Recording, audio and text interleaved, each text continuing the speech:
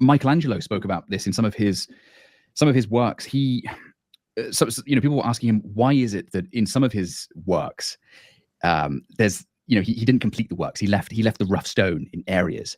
And so you had the, like quite a complete figure. And then there would be a portion of raw stone left. And there's apparently one of the things that he said, I leave that so it allows for eternity to shine through. And I think it's quite an interesting idea. It was known as non-finito. It's not entirely complete. He would leave areas that was still lived. It still had the material. It was still a truth to the material, but there was still this human touch.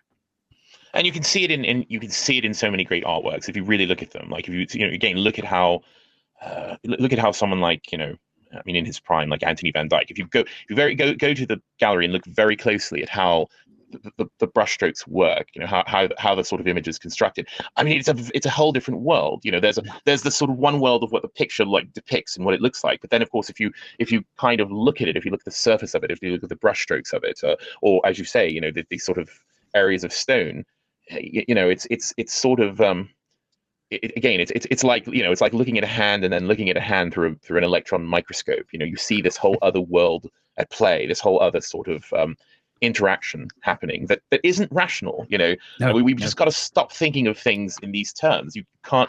It's not. I don't think successful artwork is ever rational. No, I completely agree. I completely agree with that. I'm glad that you bring it up.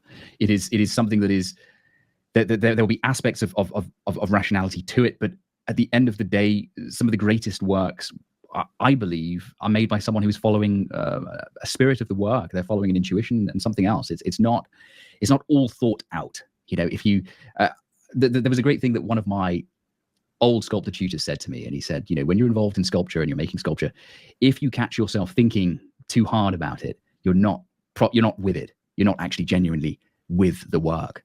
And it's like that thing of if you're in meditation or you're in a moment of contemplation, let's say, and you're thinking about being in it, you're probably not in it.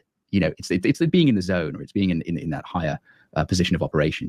It's something that we have, I think, lost connection with, and I think it is important that at some point we start to come back to a realization that art indeed is not just this rational response. It really isn't.